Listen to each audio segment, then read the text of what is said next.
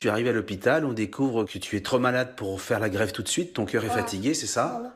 Donc tu vas découvrir le monde de l'hôpital. Voilà. C'est comment? Bien. Je dormais à l'hôpital, on a fait la fête et tout. Tu as fait la fête à l'hôpital. Voilà. Après, en fait, je dormais. Il faut dire que tu étais très fatigué. Voilà, j'étais très fatiguée. Tu avais une petite sonde dans le nez. Voilà. Qui servait à quoi? Il servait à manger. Ça servait à manger.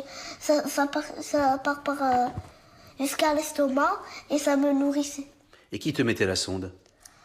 Au premier jour, c'était les infirmières. Et comme je suis venue, c'est maman maintenant. Ça fait mal? Non. Ça chatouille un peu, mais ça va. Et alors que tu étais déjà très malade, tu as fait aussi très vite un AVC à l'hôpital. Oui. En fait, au début, j'étais en chaise roulante. Je pouvais même pas marcher et tout.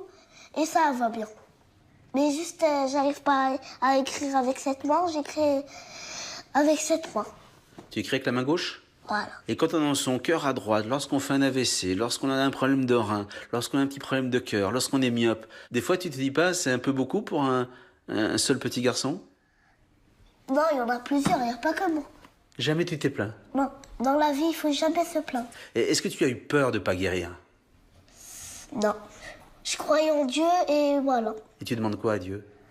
Je lui demande d'être un enfant normal, de boire de l'eau, d'aller faire mes besoins et de guérir et quelqu'un me donne un rein. Et que quelqu'un te donne un... Voilà. Et je serai guérie et voilà, je suis là. Raconte-moi un peu cette vie à l'hôpital d'enfant malade. Il y avait plusieurs cas de malades. Il y avait le cancer, il y avait la dialyse, où il y avait plein de gens qui faisaient la dialyse comme moi. Et il y avait bien sûr des cas plus difficiles que moi. Et toi, tu as toujours été très heureux, très joyeux. Voilà, c'est ma nature. En fait, moi, je suis spéciale. C'est-à-dire? Je suis joyeux et tout. Parfois, des autres, ils sont moins rassurés que moi. Quel conseil tu peux donner, toi, à tous les enfants malades? Le conseil d'être solidaire, comme moi et mes parents.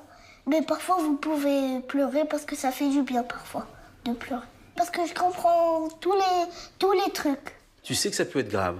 Tu sais que ça peut mal se terminer. Je sais, bien sûr. Il y a eu plein de trucs comme ça, ils sont morts. Ils sont morts. Voilà.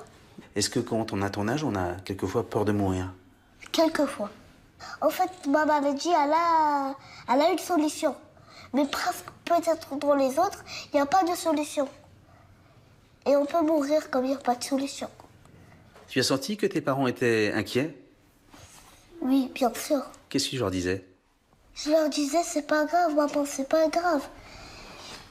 Après, elle me disait, si, c'est grave, si, c'est grave. Moi, je lui disais, c'est pas grave, moi, je vais guérir un jour.